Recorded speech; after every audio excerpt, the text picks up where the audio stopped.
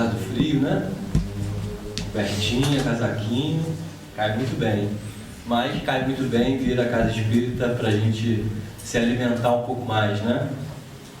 Das instruções do Evangelho de Jesus, daquilo que nos consola tanto e que nos ajuda a caminhar por essa vida, atravessando as dificuldades que porventura surjam.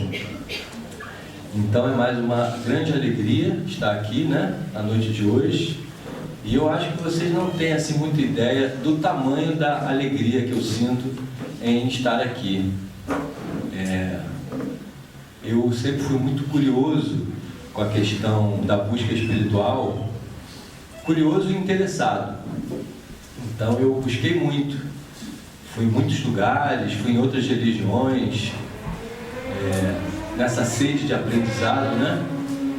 E depois de tanto caminhar, de tanto buscar em várias fontes, acabei descobrindo que o Espiritismo kardecista é a minha maior fonte de inspiração, é aquilo que me dá o conforto, a paz, a tranquilidade e realmente a instrução que preenche o meu coração. Eu sou muito grato assim, a todas as religiões que eu conheci, aprendi com cada uma delas, mas foi nesse caminho que eu me encontrei. E especialmente nessa casa, né, onde a minha família faz parte, vários amigos que são trabalhadores, que frequentam a casa, eu tenho assim um profundo sentimento de gratidão por esse movimento que foi criado, né, a Christian e o George, que foram os iniciadores de tudo. Eu tenho uma gratidão e uma reverência muito grande. E a todos os trabalhadores que fazem o seu trabalho aqui dentro com muito amor, com muita dedicação. Muitas vezes eu venho como assistente, né? E aí eu fico observando o trabalho de cada um. E realmente é muito lindo. Como eu já fui em muitos lugares, eu sei que não é tão fácil você chegar nesse ponto de ter uma casa como essa, com tanta harmonia, com tanto equilíbrio, com tantas bênçãos. Então eu acho que eu sei por que a casa é cheia sempre, porque as pessoas sentem isso, né? E vêm buscar isso aqui também, da mesma forma que eu busco. Eu até lembro daquele livro do Paulo Coelho, O Alquimista. Eu não me recordo muito assim da história, que eu li na adolescência, mas a essência me marcou.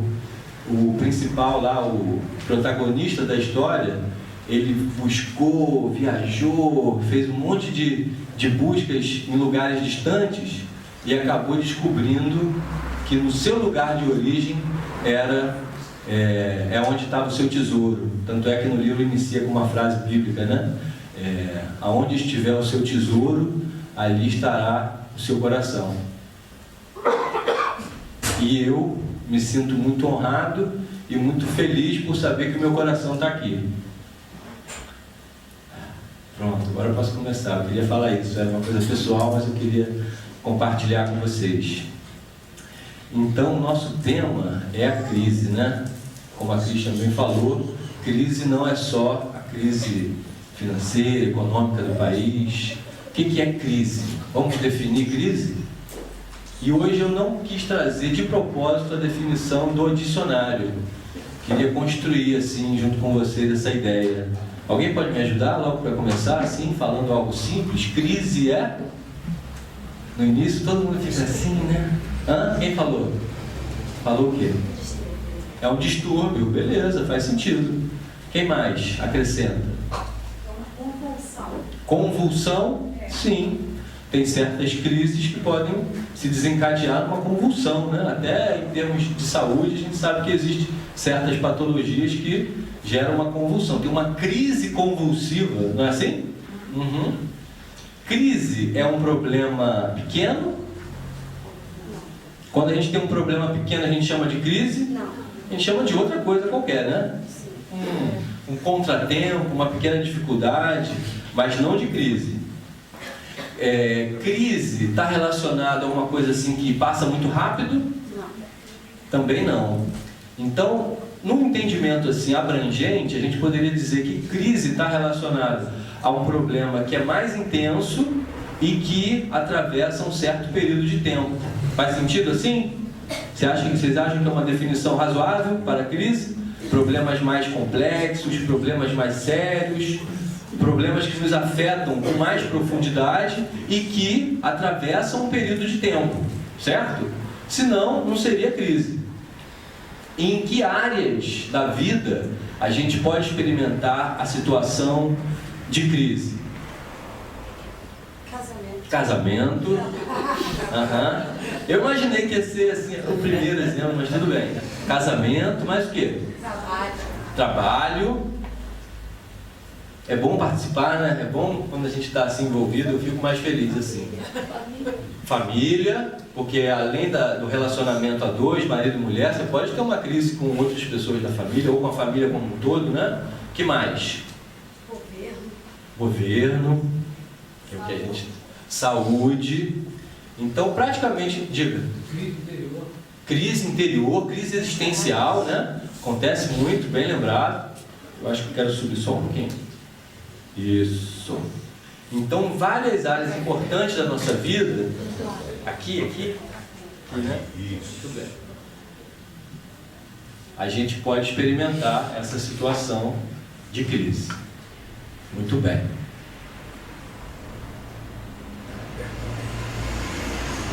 Será que eu tô fraco? Será que eu não tomei café direito? Vou apertar, hein?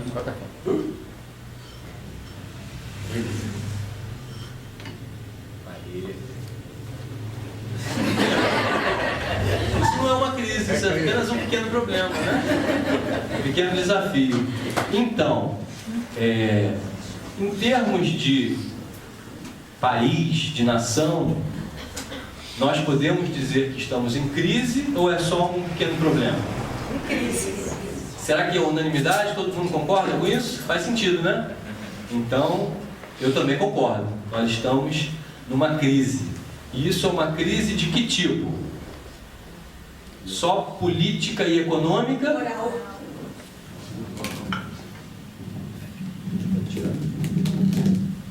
Obrigado. Pequenos problemas assim, a gente resolve fácil, né? Papo, crise demanda um pouco mais de estratégia, de aprofundamento interior e por aí vai. Então, como a colega falou, uma crise moral e uma crise ética. Tantos escândalos, tantos esquemas de corrupção, tanta desonestidade que a gente vê todos os dias. Então isso, na minha percepção, faz parecer como algo mais grave. Se fosse só uma conjuntura, né, política e econômica, ficaria mais tranquilo, digamos assim. Então, só voltando um pouquinho, a crise, ela não é um problema pequeno, é uma conjuntura problemática, não é? Eu tinha pensado nessa palavra e esqueci de comentar, então vamos por esse caminho. Então, a pergunta é, se não é só uma crise política e econômica, também tem todo esse envoltório da ética e da moral, o que é mais importante a gente se perguntar dentro desse assunto é como nós estamos atravessando isso. Qual é o impacto que essa crise está causando nas nossas vidas? E aí a gente começa a nossa reflexão, certo? É claro que acontece diferente para cada pessoa. Todo mundo experimenta da sua própria maneira. Cada um está na sua condição econômica, psicológica, então vai experimentar a crise de maneiras diferentes. Porém, acredito eu, posso estar enganado, mas acredito eu que a maioria das pessoas, eu ia dizer todos, mas vou dizer a maioria, sente o impacto dessa crise, seja economicamente, seja emocionalmente, muitas vezes das duas formas. E o assunto, a reflexão começa a se desenvolver a partir daí. Se a gente está passando por isso, vale a pena a reflexão, o porquê, né? Será que tem uma explicação? Será que quando a gente entende a explicação do problema, facilita o entendimento do problema? Com certeza absoluta. Se é uma questão de saúde, por exemplo, e você está sofrendo com sintomas, com problemas físicos, mas ainda não tem um diagnóstico, isso é mais problemático, incomoda mais ainda. Quando você vai, tem um diagnóstico, sabe o que tem que fazer, aí a coisa começa a ter uma direção. E a gente, na doutrina espírita, sabe que realmente, eu sei que isso é um jargão, uma fala assim muito popular, até quem não é espírita fala isso com propriedade: nada é por acaso.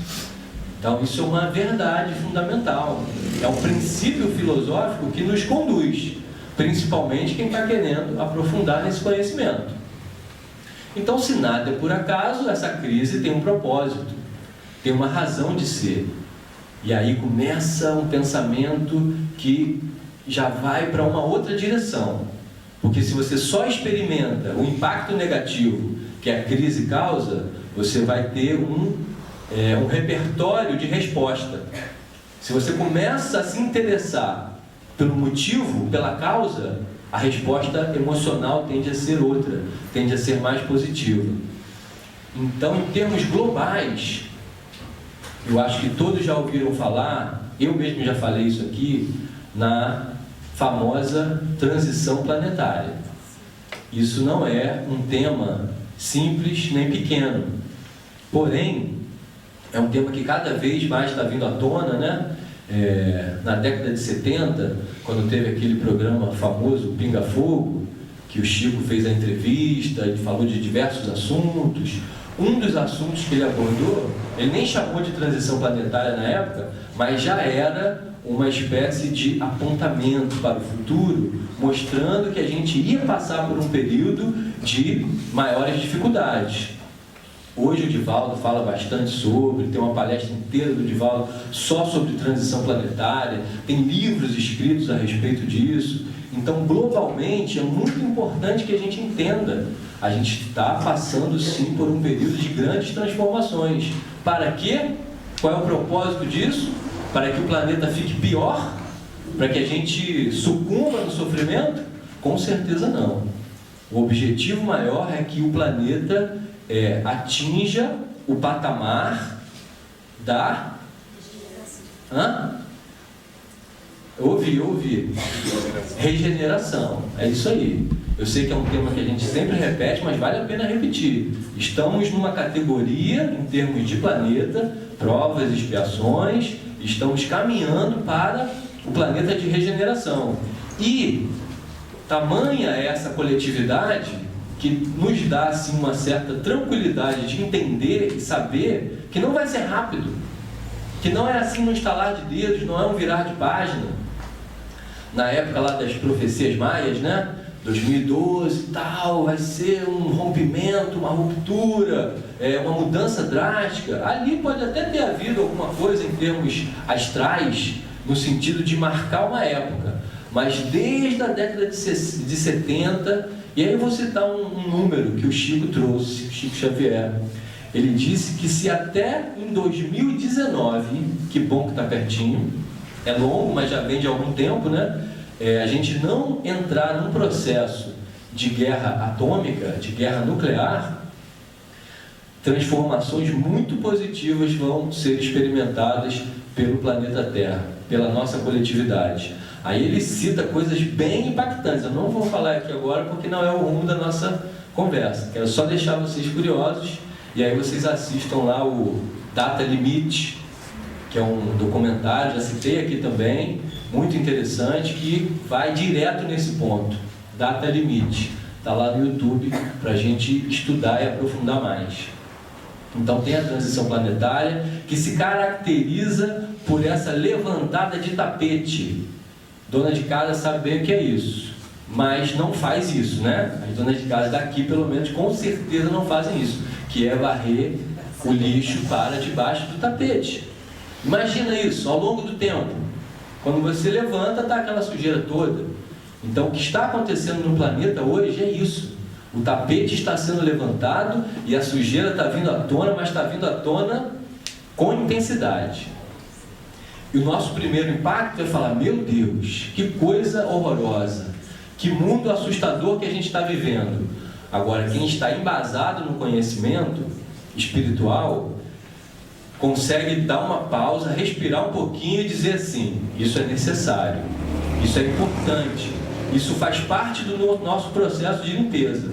Quem já fez uma faxina sabe que no momento do auge da faxina, o caos parece maior do que no início. A sujeira estava toda acomodadinha ali, né? Quietinha no seu canto. Aí quando você começa a levantar o móvel, afastar ali, levanta o tapete, varre, as pessoas que fazem a faxina não querem nem ninguém muito por perto para não atrapalhar, mas fica um caos num certo momento. E aí depois tudo volta para o eixo, a casa fica arrumadinha, fica com aquele cheirinho de limpeza e é uma sensação maravilhosa. Quem dera que a transição planetária tivesse o tempo de uma faxina doméstica, mas não é. É uma faxina global, é uma faxina planetária. Então é importante que a gente amadureça o nosso olhar nesse sentido, porque senão, é o que eu ouço quase todos os dias, aonde quer que eu vá, infelizmente: nossa, esse mundo está perdido, não tem mais jeito não. O Brasil então não tem mais chance de recuperação, é uma doença que não tem cura.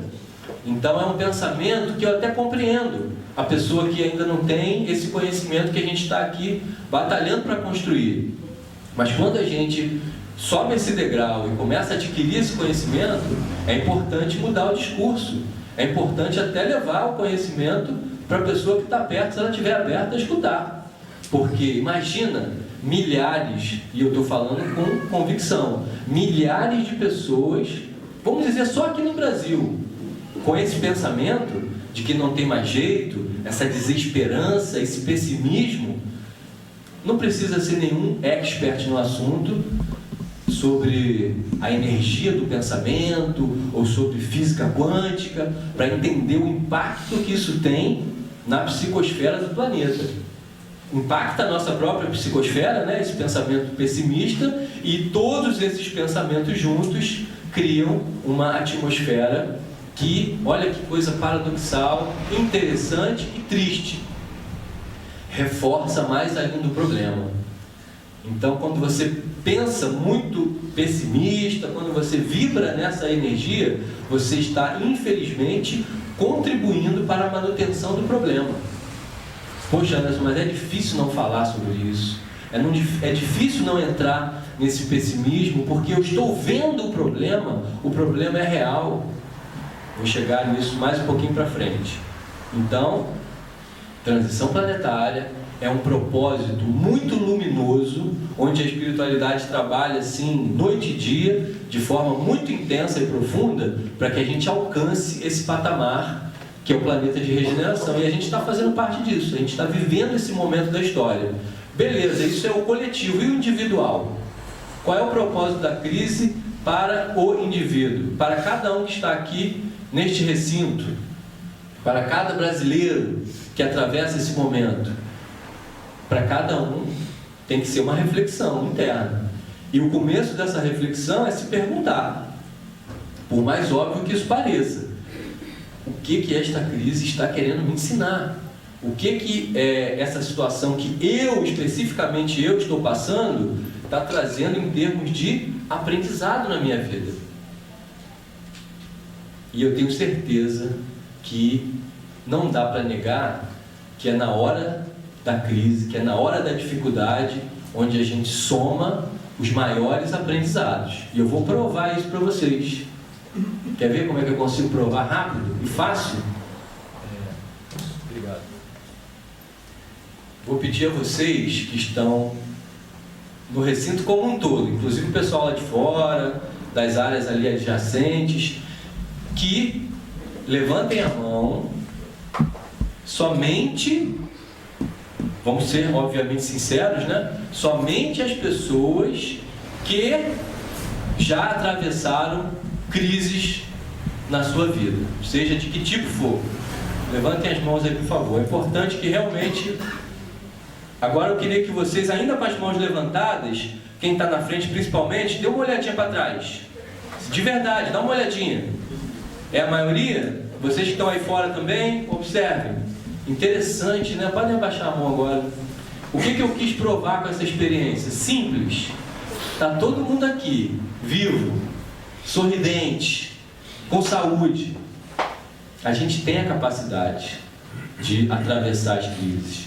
E se eu fosse conversar com cada um, aquela entrevista assim, individual, e perguntasse que crise foi essa, o que você aprendeu, o que você passou, tenho certeza que eu sairia muito enriquecido nessa conversa individual com cada um de vocês, porque ia ouvir muitas histórias de superação, ia ouvir muitos valores que se fortificaram dentro da pessoa, e eu aposto que a gente teria inclusive vários exemplos de superação que poderiam ser úteis para muitas outras pessoas. Então a gente está atravessando um momento difícil, coletivamente e individualmente, com certeza, mas é muito importante a gente lembrar que a gente já passou por situações difíceis, que a gente atravessou e que a gente cresceu com elas. Então estamos aqui fazendo uma apologia, uma ode à beleza da crise. Nem é isso. É só a gente não perder de vista que a dificuldade, ela tem esse propósito na nossa vida. Fazer com que a gente traga de dentro de nós todo o nosso potencial, toda a nossa capacidade de agir perante um momento difícil. Quem já não ouviu uma coisa assim, uma frase assim: nossa, eu nem sabia que eu era tão forte até passar por aquela situação. Eu já ouvi isso algumas vezes.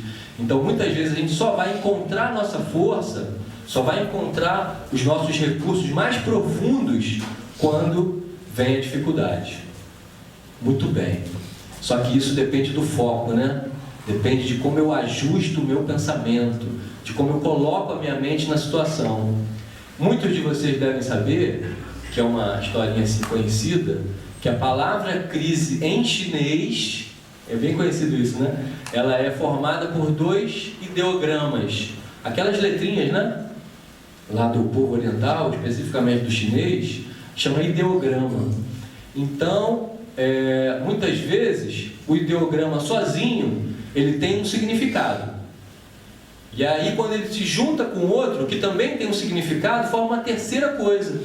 Então, os ideogramas que formam a palavra crise em chinês é perigo e oportunidade. Interessante, né? Então, as palavrinhas sozinhas, os ideogramas sozinhos significam isso. Quando eles se juntam, aí surge a palavra crise. E olha que ensinamento interessante, né?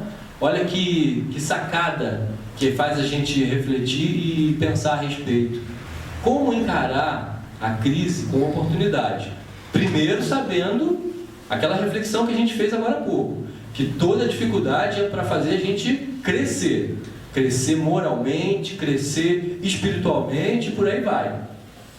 Poxa, Anderson, mas é difícil, é complicado quando a gente vê as pessoas sofrendo de verdade, quando a gente percebe que a maioria das pessoas estão falando contundentemente sobre o momento problemático que o país atravessa. Sim, concordo que não é a coisa mais fácil do mundo você sair desse circuito. Outro exemplo simples: às vezes numa repartição de trabalho, ou até mesmo na família, uma pessoa fica gripada, aí a outra fica gripada, a outra fica gripada, a outra fica gripada. Acontece de uma pessoa não ficar gripada. Já viram essa experiência acontecer? Já foram a pessoa que não ficou gripada? É tão bom, né? Não que a gente queira que o outro fique doente, mas, puxa, eu me safei dessa história aí. Por quê? Porque o sistema imunológico dessa pessoa está mais forte. Não que ela não tenha tido contato com o vírus, ela teve, só que o sistema dela respondeu de uma forma eficaz, de uma forma contundente. Então, o que a gente precisa? Fortalecer o sistema psicológico. Não é o imunológico nesse caso, é o psicológico. Porque entrar em contato com a crise, todos vamos entrar, todos estamos em contato. Mas se o seu sistema psicológico estiver fortalecido, você atravessa isso de uma outra maneira. E eu sei que esse é um assunto que não vai ser para todo mundo. Eu aí no meu dia a dia eu converso com as pessoas e eu vejo que às vezes a informação não entra. A pessoa fica ali rígida, numa postura, não, mas olha só, e os fatos, e o que você vê na televisão todo dia e tal. E eu digo, eu não estou dizendo que a crise não exista. O que eu estou dizendo é que você pode ajustar a sua percepção e ver um outro ângulo da história. E se você assim o fizer, você vai ter uma outra resposta interna. Eu já disse isso aqui e vou repetir algumas vezes, quantas forem necessárias. A nossa mente tem um papel decisivo na criação da nossa realidade. A gente precisa aprender a colocar a mente na direção certa. Porque tem um princípio que não é assim esotérico, efêmero, não. É um princípio neurológico, neurociência. Aquilo que você foca aumenta na sua percepção. Isso é um fato neurológico. Pequeno exemplo do cotidiano. Quem já teve uma dor na articulação ou dor na coluna e que aí durante o dia você não sentiu nada, nem percebeu, aquilo passou ali despercebido. Aí à noite aquela dor veio e começou a incomodar. Quem já passou por isso? Eu sei que muitas pessoas já passaram. Por que isso acontece? Que fenômeno é esse? A dor fica mais forte à noite? Pode até ser num caso ou outro, mas normalmente não é isso.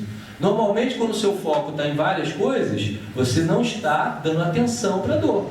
Agora, quando está tudo quietinho, debaixo das cobertas, aquele silêncio, aí aquela dorzinha continua lá do mesmo jeito que estava durante o dia, mas você repara. E aí ela faz o quê? Aumenta, intensifica. E na verdade, não foi a dor que aumentou, foi o seu foco que fez com que ela aumentasse. Outro exemplo simples, esse ainda é mais comum no dia a dia.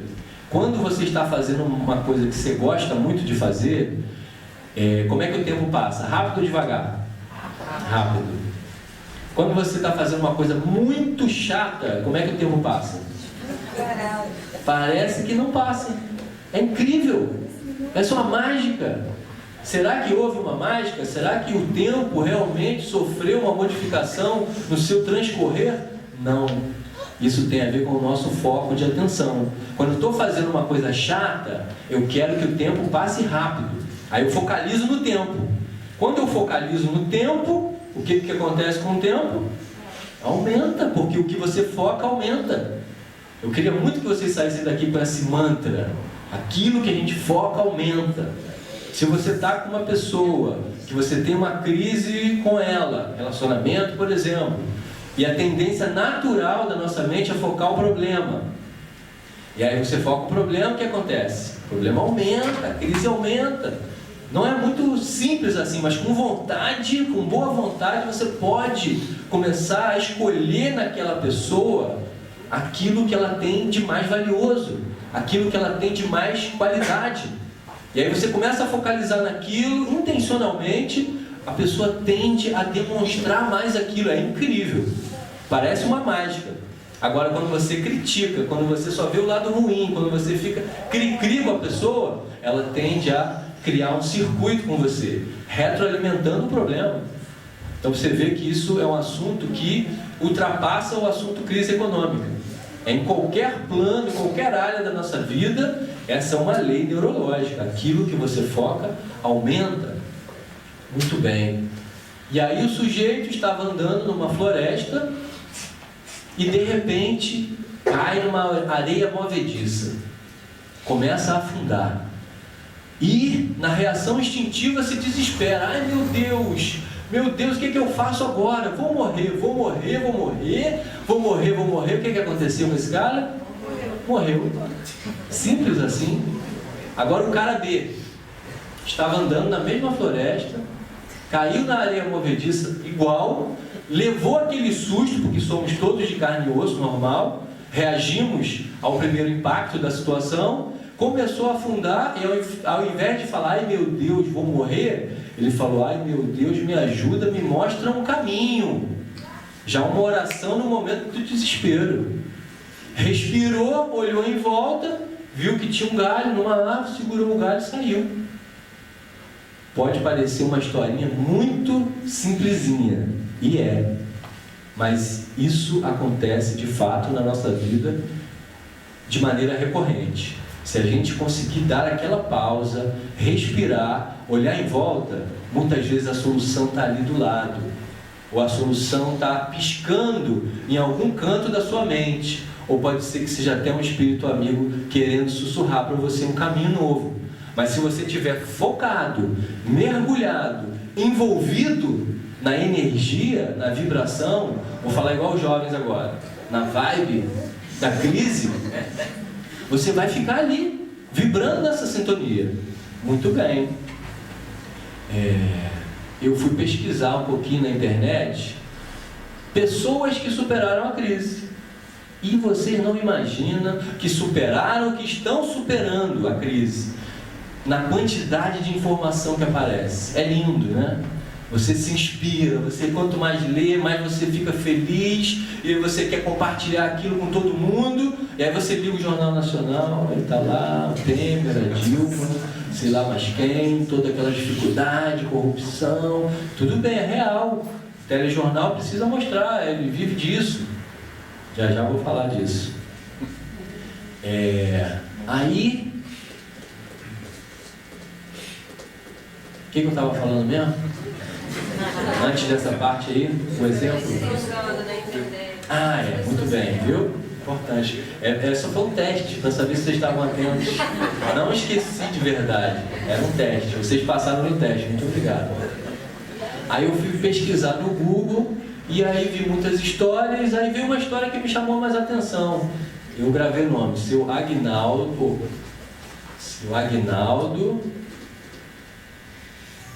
alguma palavra com A, que eu não estou lembrando, Ribeiro, Seu Aguinaldo Ribeiro, beleza, está de bom tamanho essa lembrança.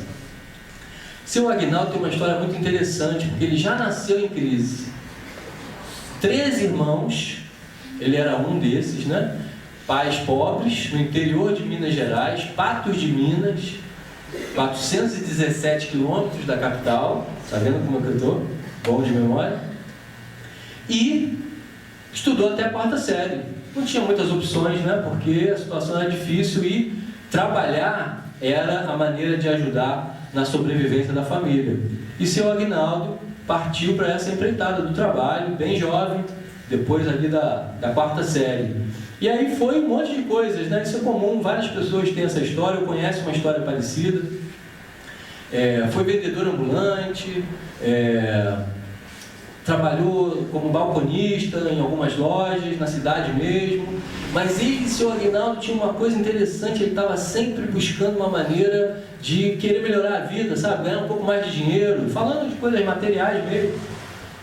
Então ele era meio incansável nessa busca, até que ele teve um primeiro comércio. Ele foi vender alho, né?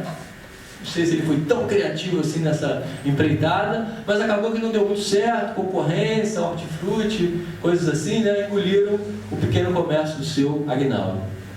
E ele, com o seu pensamento e o foco em melhorar de vida, com a ajuda de amigos e da família, juntou um dinheirinho e comprou algumas cabeças de gado, porque ele achou que vender leite seria... Ele já tinha a casinha dele, já tinha um terreninho, e nesse terreninho, nessa produção de leite, ele começou a fazer um movimento bacana, de prosperar. Só que numa crise econômica lá atrás, não é essa de agora, o custo-benefício ficou muito baixo.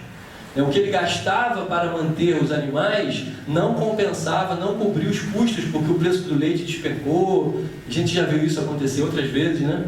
E aí não deu certo, se endividou e vendeu. O que seu Aguinaldo fez? Desistiu, abaixou a cabeça, ficou lá no cantinho chorando. Não, vou plantar algumas coisas que eu acho que podem ser úteis nesse momento. Pegou o terreninho dele, plantou repolho e beterraba. E começou a vender a produção, depois que tinha a primeira colheita lá. Isso foi mais recente. Isso já pegou um pouco esse momento nosso aí que a gente está atravessando. Eu lembrei desse número porque eu acho importante. A saca do repolho de 30 quilos, que custava R$10, há um ano atrás, nessa localidade que ele vive, passou a custar R$1,50. Coitado do seu Aguinaldo, né? Chegou a me dar uma dor no coração quando eu li a história. Mais uma vez ele ali, a beterraba parece que foi pelo mesmo caminho, e ele entrou assim naquele momento de, não, calma aí, vamos respirar e vamos lá. Sobrevivência mesmo, gente. É uma situação delicada. A gente fala aqui até num tom de humor para tornar a coisa leve, mas quando a gente pensa, não é uma pessoa distante, não. É um irmão nosso brasileiro ali em Minas Gerais, sofrendo, querendo sustentar a sua própria família. Então, quem passa por isso sabe o quanto é difícil. Foi na capital, BH, vendeu o restinho da produção que ele tinha e viu um cidadão vendendo pamonha. Pamonha. Tinha aqueles carros de som antigamente, né? E ele ficou encantado, porque ele viu a pessoa vendendo muito rápido o que ela tinha levado lá para vender. E ele falou, nossa, como que tem uma saída boa esse negócio, né? Não deu outra. Voltou para a cidadezinha dele lá, Patos de Minas, completamente convencido que o negócio era pamonha. Convenceu a mulher, né? Que não estava num momento meio triste, mas acreditou na proposta dele. Passaram semanas treinando para fazer a pamonha, acertar lá o tempero, o cozimento e tal, até que conseguiram e começaram a vender, né? Família, amigos e tal. E aí a história vai dar um salto agora. E eu vou omitir uma série de detalhes, até muito importantes, mas por conta do nosso tempo. Hoje, o seu Aguinaldo Alves Ribeiro, lembrei, ele é conhecido como o rei da pamonha no Triângulo Mineiro. O seu Aguinaldo, ele tem 45 funcionários. E ele produz, junto com seus funcionários, 800 pamonhas frescas por dia. E mais recentemente, isso é agora, na crise. Mais recentemente ele recebeu um convite de uma rede de supermercados para fazer um contrato de exclusividade. Ele ficou até assim meio balançado, se assustou, mas está indo no caminho dele. 800 pamonhas por dia, 45 funcionários, no meio da dificuldade. Eu gostaria muito de conversar com o seu Aguinaldo, de saber os pormenores, o que ele atravessou nesse momento, porque quando a gente dá um salto na história, parece que é tudo muito simples, mas eu tenho certeza que tiveram desafios na caminhada, mesmo no processo lá da pamonha. Porém, o foco do seu Aguinaldo, ou instintivamente, ou ele aprendeu isso com alguém, estava sempre na busca pela solução. Lembra do mantra que eu gostaria que vocês saíssem daqui sabendo?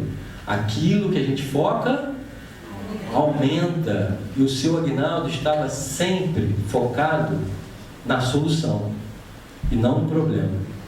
Isso parece uma coisa assim trivial, mas não é. Tem um impacto profundo na nossa vida. A gente precisa aprender a fazer isso o quanto antes.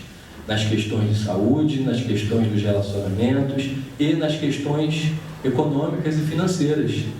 Eu tenho acompanhado aí no Facebook pessoas daqui do lar fazendo coisas muito legais. Sanduíche natural, até ganhei hoje sanduíche natural da Virgínia, não sei onde ela está. Muito bom, está lá atrás, né? Então, sabe, pessoas jovens, criativas, trabalhando no intuito de melhorar a situação. A Amanda fazendo os biscoitinhos, a outra colega fazendo os bolos naturais, que eu fiquei até babando quando eu vi a foto, né? Eu gosto mais das coisas naturais, assim, farinha integral, sem glúten, por aí vai. Então é muito bacana quando você vê que essa realidade não é algo que está distante de nós.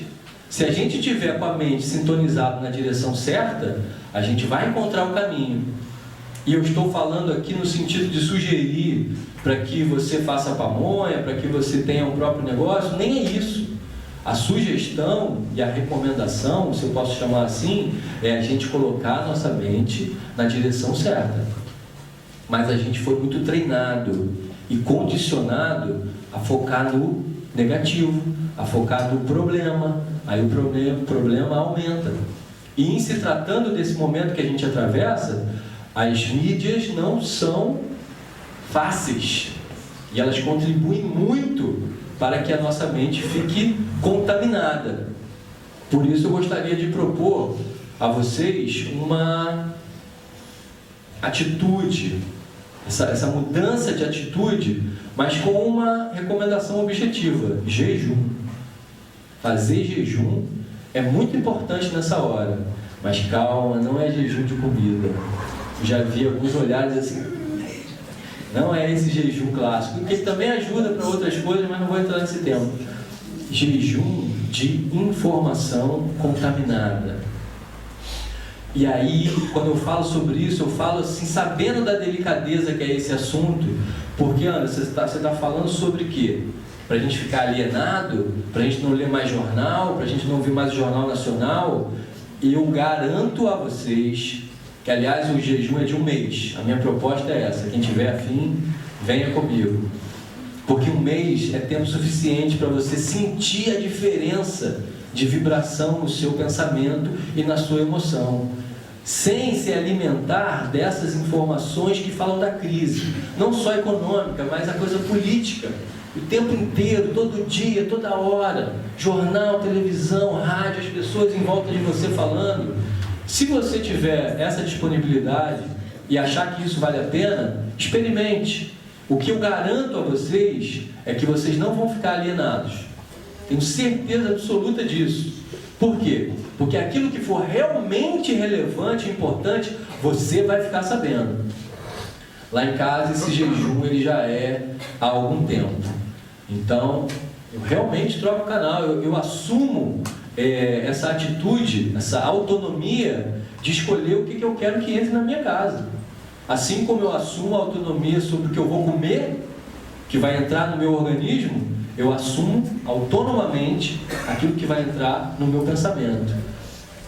Não estou aqui para convencer ninguém, essa é só uma dica para que a gente consiga ter uma pausa dessas informações massificadas e que levam para uma mesma direção, foco no problema.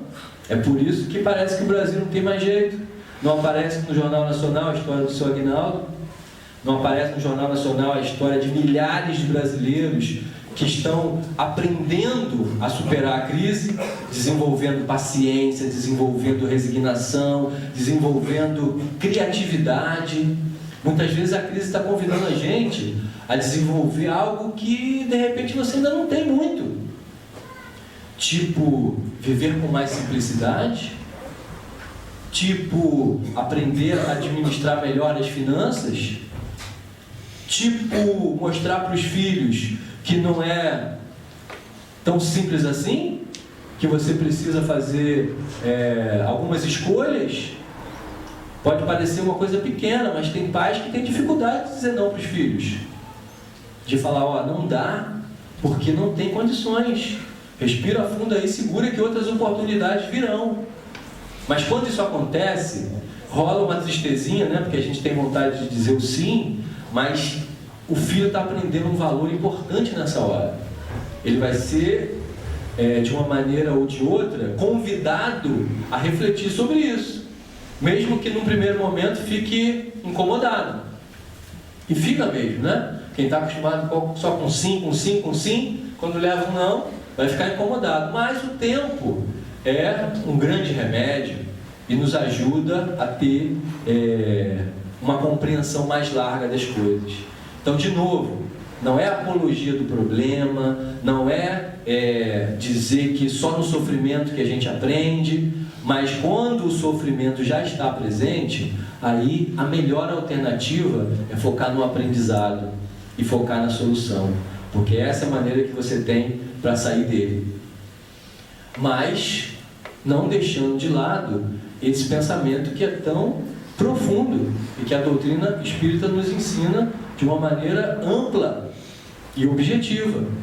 Neste plano que estamos, a dor e o sofrimento ainda são professores.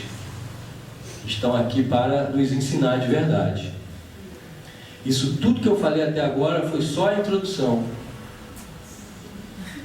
Porque a palestra é sobre como Jesus nos ensina a atravessar os momentos de dificuldade.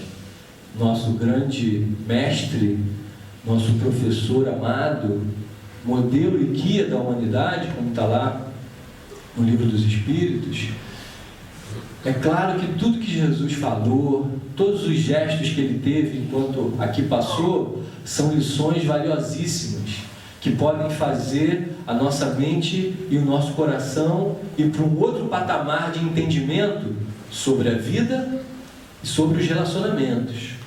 Saber viver, né? Tem uma frase que eu gosto muito, é de um indiano. Ele diz que a existência é um fato, saber viver é uma arte. E se é uma arte, e se tem uma certa complexidade, aonde a gente vai aprender, né? Aonde a gente vai buscar a informação? Eu costumo dizer assim, quando eu não sei, eu procuro quem sabe mais do que eu. E aí, por escolha, por afinidade, eu prefiro escolher Jesus. Eu sei que tem outros mestres, pessoas muito sábias no mundo, em todas as tradições, mas Jesus é o meu mestre, é o meu guia, é o meu guru. Apesar de que no cristianismo não usa esse termo, né, guru, mas eu gosto desse pensamento, porque nessas buscas que eu fiz, eu acabei entrando em contato com conhecimento de outras tradições, e aí descobri o que significa a palavra guru. É impressionante o significado literal da palavra guru. Gu significa trevas. Olha que coisa surpreendente. Iru significa aquele que dissipa. Guru é aquele que dissipa as trevas da ignorância. Então eu tenho assim uma satisfação imensa de dizer que Jesus Cristo é o meu guru. Já até pensei em fazer um adesivo assim, Jesus é meu guru, para impactar, para dizer, ué, calma aí, guru, Jesus, não é uma palavra que está acostumada, são palavras associadas, né? Então, trazendo os princípios do Mestre para nos ajudar nesse momento de transição e travessia. Bem-aventurados os aflitos, porque serão consolados. Eu me debati um pouco com esse pensamento, né, durante um tempo.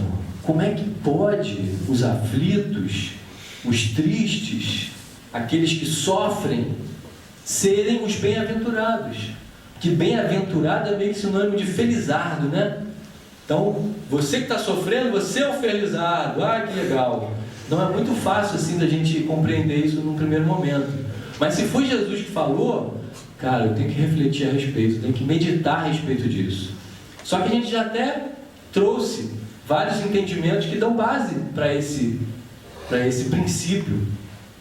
Se é na dor, se é no sofrimento que você faz os principais saltos evolutivos, é claro que são bem-aventurados os aflitos, porque vão ser consolados não só pela espiritualidade de luz que nos consola, não, também, mas vamos ser consolados pelos nossos próprios aprendizados, pela nossa própria evolução moral, pela nossa própria reforma íntima.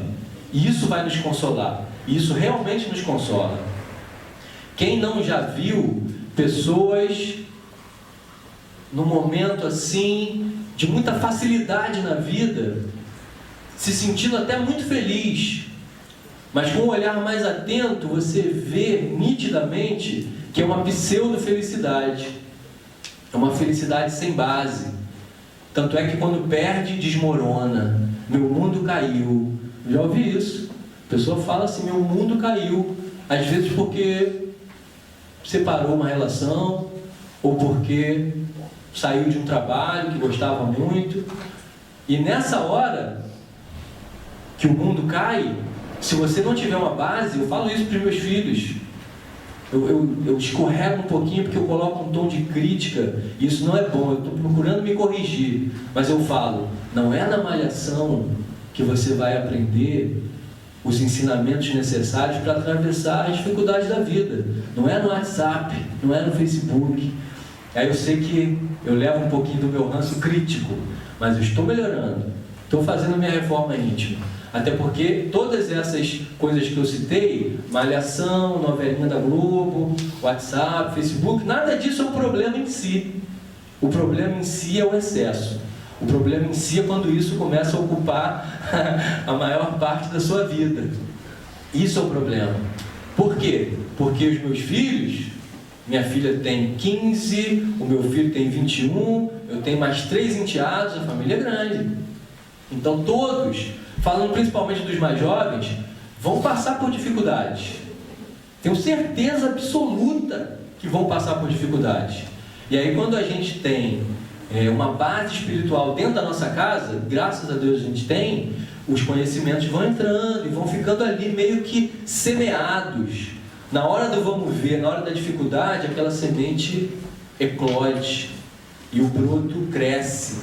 E aí você tem uma sustentação dessa árvore que é o Evangelho de Jesus. Bem-aventurados os aflitos. Essa história, esse princípio me faz lembrar até do filho pródigo. Resumindo, Jesus contou a parábola do filho pródigo, né? Ele tinha um irmão e tinha um pai abastado, rico. O filho pródigo quis o quê? A sua parte na herança. E aí o pai, meio triste, concedeu. E o filho foi para o mundo e gastou dinheiro, esbanjou. Ele estava feliz nessa hora? Estava muito feliz, amarradão, show de bola, nota 10, estava felizão mesmo. Enquanto ele estava gastando, enquanto tinha aquele grupo de seguidores, por conta daquilo que ele tinha e podia oferecer, ele estava bombando de felicidade. Só que o dinheiro acabou. O dinheiro acabou e a situação ficou bem complicada. E cita lá nas escrituras que o lugar que ele estava vivendo entrou em crise. E aí, o que ele fez? Vou voltar para casa com o rabinho entre as pernas? Não. E o orgulho? Não deixa, né? Aí foi e arrumou um emprego numa fazenda de porcos. Criava-se porcos nesse lugar que ele arrumou um emprego. E ele cuidava dos porcos. Mas o dono era ruim. O dono, ele não tinha compaixão dos empregados e até fazia com que os empregados passassem necessidade de alimento. E aí tem uma passagem dura, né, que esse jovem via os porcos se alimentando e tinha inveja dos porcos, porque aquilo ele não tinha acesso. Aí no auge da dor, ele fez uma reflexão profunda e pensou: na casa do meu pai, até os empregados se alimentam muito melhor do que o que eu tenho visto por aqui.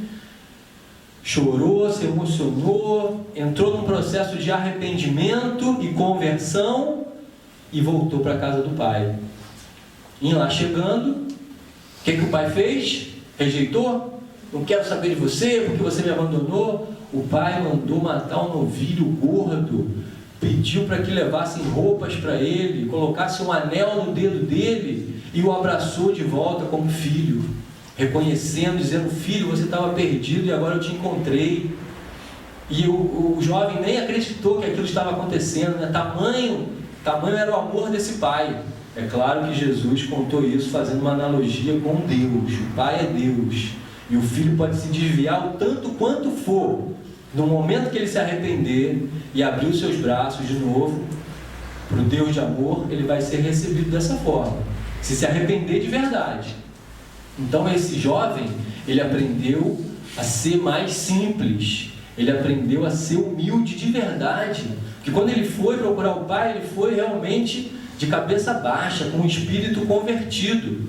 Agora um detalhe interessante: o irmão que ficou, quando chegou lá da lavoura e viu aquela festança toda que o pai tinha feito para o irmão mais novo, ele não entendeu muito, ele ficou chateado. Como os funcionários comentaram o que estava acontecendo, e ele ficou até meio revoltado. Por quê? Porque eu sempre estive aqui e meu pai nunca matou um carneiro para fazer uma festa para mim, e aí ficou do lado de fora da casa. Não foi lá compartilhar com o irmão. O pai, sabendo disso, foi lá fora ter com ele e disse: filho, o que está havendo? Pô, pai, você não fez isso, eu sempre estive aqui. E aí o pai disse: filho, você sabe que tudo que é meu é seu. Você sempre teve a liberdade de fazer o que você queria. Agora o seu filho estava morto e ressuscitou, estava perdido e eu reencontrei. Não é? O irmão, eu falei o filho, né? Obrigado.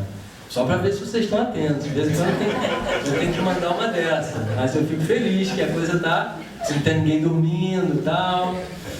Então, esse irmão mais velho, ele resolveu ficar com o pai, e eu não estou criticando isso, mas na história que Jesus contou, e não deve ter sido por acaso, obviamente, Jesus não fez nada por acaso,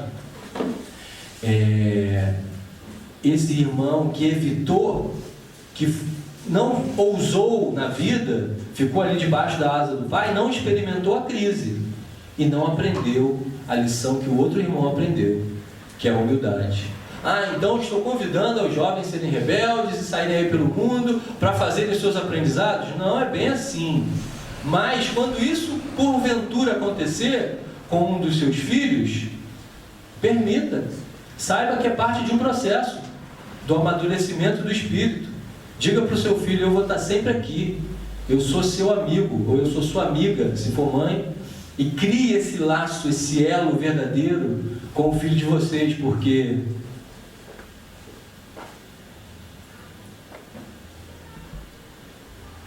é isso que constrói uma relação verdadeira. Porque quando toca nas coisas familiares, né, às vezes entra num lugar que a gente não estava muito preparado. Meu filho teve uma dificuldade há um tempo atrás, brigou com a namorada, uma coisa séria. Está aí a tia dele que não me deixa mentir, Patrícia, feliz de ver você aqui.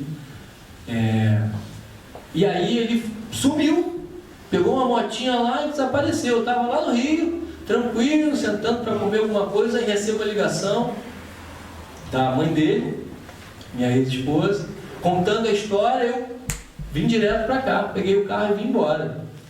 Era uma situação crítica. Não vou dizer que é exatamente uma crise, porque foi por um período curto, mas foi intenso.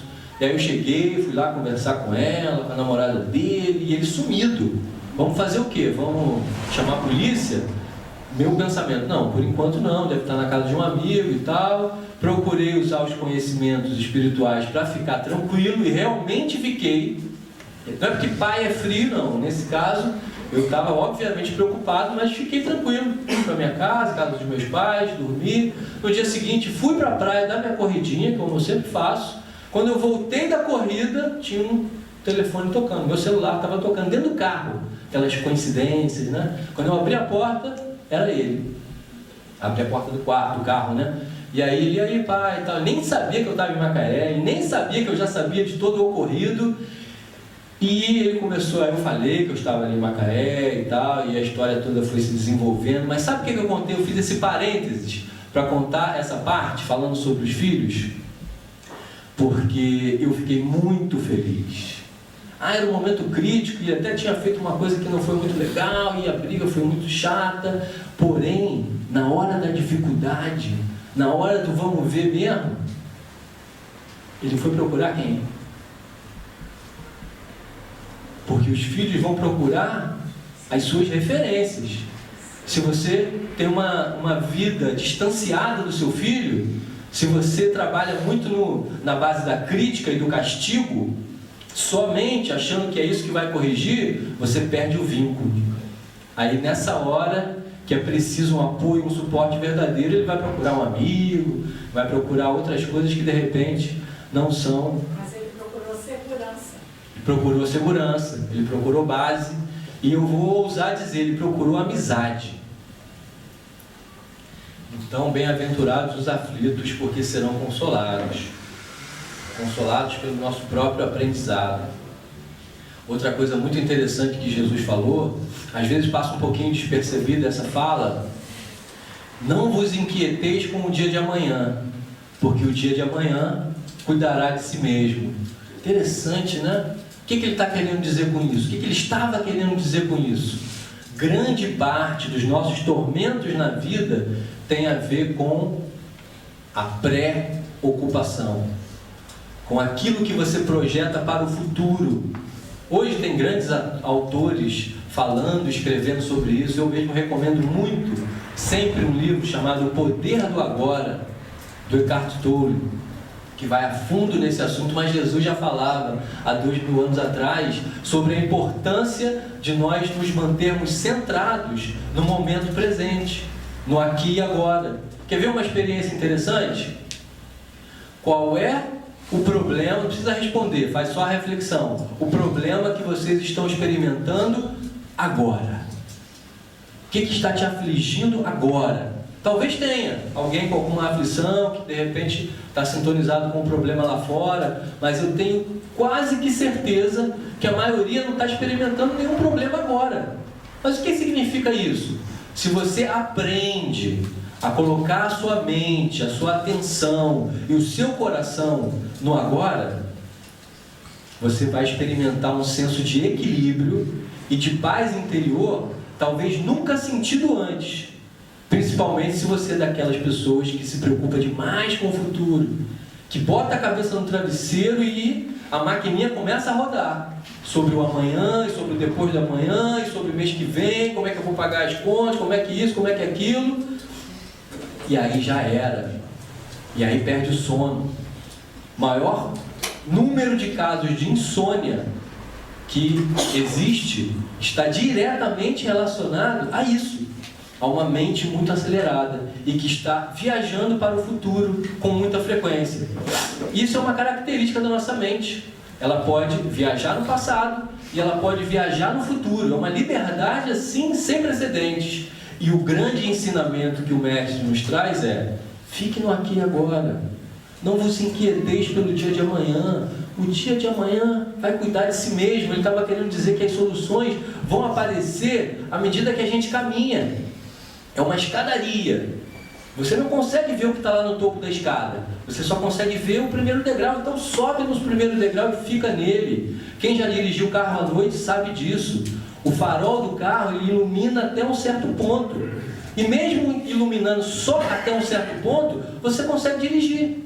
Você não está vendo o que está lá longe na estrada. Aí você anda mais um pouquinho, o farol ilumina mais um pouquinho para frente e você vai caminhando desta forma, focando por partes, se atendo àquilo que está acontecendo no momento presente. Mas isso é uma educação.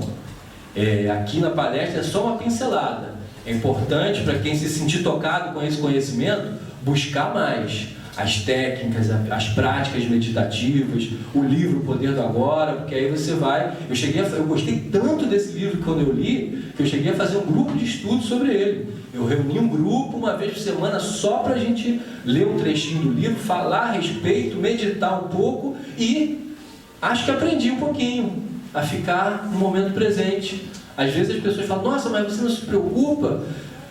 Claro que a gente tem essa experiência de se preocupar, mas é diferente. Você fica no seu eixo, você fica na sua harmonia interna, porque você se concentra no aqui e agora. Mudando de princípio. Já falamos do bem-aventurados dos aflitos, não vos inquieteis sobre o dia de amanhã, e aquilo que quer que seja que você pedir em oração, se você acreditar de verdade, isso lhe será concedido. Nem falei com as palavras exatas, mas esse é o princípio. Nossa, mas tudo que eu pedi em oração, se eu acreditar, eu vou conseguir? Aí a gente tem que ter um cuidado com o literalismo das Escrituras. A gente precisa ver a subjetividade da coisa. Eu já li o Evangelho todo, mas eu confesso a vocês que, ao colocar esse princípio para falar na palestra, eu fui lá no capítulo 27, que é pedir e obtereis, e fiz um estudo mais aprofundado. Como eu fico feliz cada vez que eu mergulho mais fundo no Evangelho, porque vai ficando mais firme dentro de nós, sabe? É emocionante mesmo, porque você vai se sentindo cada vez mais tranquilo, cada vez mais em paz. Às vezes assim, eu pego o Evangelho, eu abraço assim: ai meu Deus, obrigado por eu ter conhecido esse caminho nessa vida, porque o que seria de mim sem esse conhecimento, sem esse respaldo? Então eu realmente fico muito feliz. E tem lá nesse capítulo a ciência, a verdadeira ciência, que é a prece, que é a oração. Vou falar só o mínimo. A gente está mergulhado numa coisa chamada fluido universal. Esse fluido universal nos conecta a todos, não só aqui no planeta Terra, mas em todas as dimensões do universo. É um fluido universal. Quando você fecha os seus olhos e faz uma prece verdadeira, né, com fé, seja pedindo, seja agradecendo, o impulso mental que você gera nesse momento entra nesse fluido universal e chega aonde precisa chegar. Então, se você está num momento de dificuldade, se a crise está sendo um momento de dificuldade para você, esse é um recurso inestimável, valiosíssimo, porque você vai ser ouvido pela espiritualidade de luz, você vai ser ouvido pelo poder maior que te criou, que é a força soberana do universo, que é Deus. De verdade você vai ser ouvido e você vai receber através da santa luz de Deus aquilo que você está precisando. Então eu vou pedir, eu vou orar fervorosamente para ganhar na Mega Sena. Poxa, se eu vou ser ouvido e se eu vou receber, mas não é bem assim. Deus sabe mais o que é melhor para a gente do que a gente mesmo. Então, na ciência da oração, também tem assim umas instruções sobre o que pedir, como pedir. Ah, eu não posso pedir o que eu quiser. Então pode. Você pode pedir o que você quiser, mas não se espante se você não ficar recebendo tudo que você está pedindo, porque talvez você ainda precise de um amadurecimento maior sobre quem você é e sobre o momento que você está atravessando na sua vida. Porque senão, você corre o risco de pedir de forma meio tortuosa. Eu estou olhando o tempo aqui, eu já passei, né? Meu Deus! Eu dei uma viajada mesmo, que eu estava assim, agora eu tenho mais 20 minutos, olha lá, o ponteiro grande vai chegar lá. Posso ir mais 5? Sim. Posso, Jorge? Mais 5? Puxa vida. Estava guardando uma coisa importante para o final. Eu sempre fazia isso quando eu comia, quando eu era criança, guardava o melhor pedaço para o final. Mas então vou mudar para o princípio mais fundamental que Jesus nos ensinou na sua vinda à Terra, e a gente está pelejando para aprender isso: amar o próximo. O que amar o próximo tem a ver com a crise? De que maneira isso converte o nosso pensamento? Quando a gente está na dificuldade, quando a gente está na dor, não que a gente não pense no próximo, mas vamos combinar, a gente fica muito concentrado, né, na nossa própria dor, no nosso próprio sofrimento, e focando no problema, e o problema vai crescendo, e aquilo tudo que a gente já refletiu aqui hoje. Para mudar isso, para inverter essa engrenagem, para você sair do estágio de sofredor carente, nada contra, às vezes a gente realmente está nesse momento, mas se você quiser acelerar o seu processo de sair do problema e da crise, se você consegue se converter naquele que auxilia, rola uma coisa diferente dentro de você. É como se você estivesse num campo de batalha, você está lá caído, ferido, tudo bem, precisando de ajuda. Agora, se de repente você já melhorou um pouquinho, olhou para o lado, tem um irmão que está sofrendo mais que você, e você vai lá, ajuda, vem uma força que eu acredito que ela seja interna, psicológica, e ela também receba um respaldo espiritual, porque você passa a ser aquele que auxilia. Percebe isso? A sutileza para você se ajudar a sair dos momentos de dificuldade, de crise. Tem uma historinha rápida que eu vou contar, é bem capaz de eu chorar nessa. Essa porque fala de família, eu tenho essa coisa. Muita gente tem, óbvio, né? Porque é algo muito importante. Eu estava num trabalho espiritual, nessas minhas buscas que eu fiz tantas vezes, num trabalho que tinha a ver com mediunidade.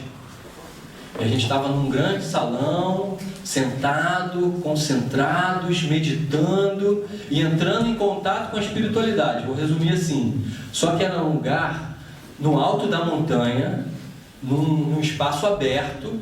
Era um grande salão, mas não tinha janelas, incrustado assim na mata, e era inverno rigoroso, muito frio, mais frio do que está fazendo aqui hoje. Quem tomou banho frio aqui hoje? Opa! Ó, tem uns corajosos por aí, eu também tomei. Eu aprendi a ficar amigo do frio depois dessa experiência que eu vou contar para vocês, do banho frio. Aí eu estava lá nesse trabalho, concentrado, assim, sendo bem honesto, estava muito conectado com a espiritualidade, com o meu mentor, recebendo algumas diretrizes, mas teve um momento que o frio estava tão grande que eu fui dar uma pausa, eu fui sair um pouco para ver se eu me aquecia, um frio assim que doía os ossos, sabe? E eu não sei se isso é comum, depois eu vou até conversar com a Christian, se quando você está num processo de mediunidade, é comum sentir mais frio. Existe isso? Um pouquinho? Não necessariamente, varia de pessoa para pessoa, mas comigo tinha um pouquinho dessa condição. Então eu saí com aquele frio, sabe, parece quando você está com febre, dolorido. E era um lugar no alto, aí eu desci as escadinhas, e quando eu estou descendo a escadinha para ir no banheiro, que o banheiro era embaixo, tinha uma senhora que frequentava esse lugar, que é considerado uma igreja, né, um centro espiritualista, e ela estava num espaço coberto, porém no lugar mais aberto da casa, porque ela era muito senhora e ela era obesa, muito obesa.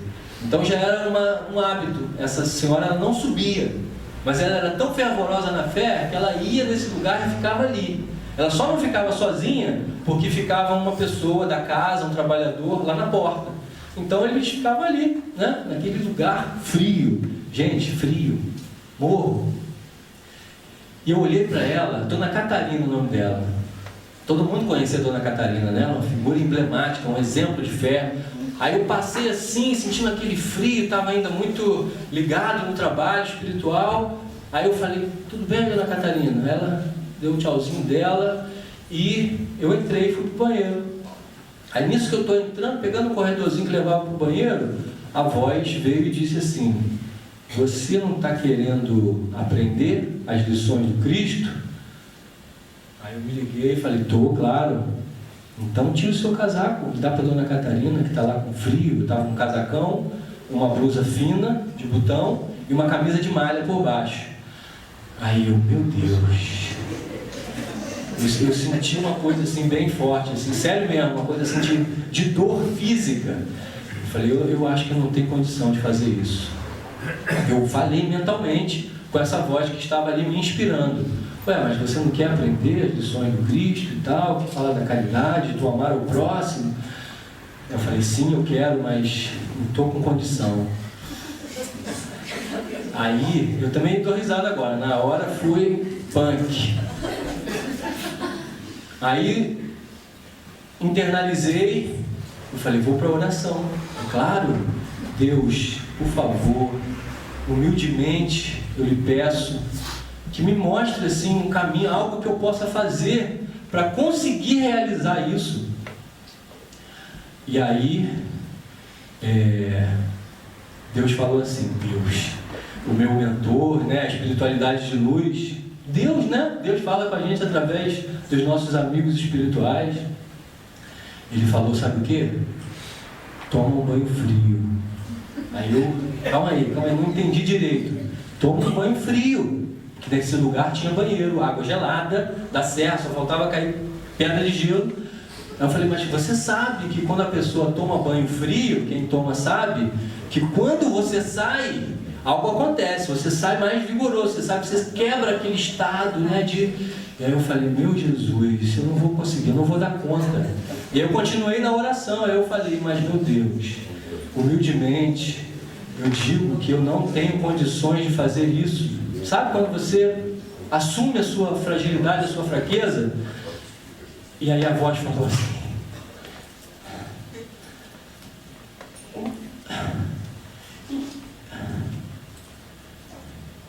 imagina se a Dona Catarina fosse sua filha.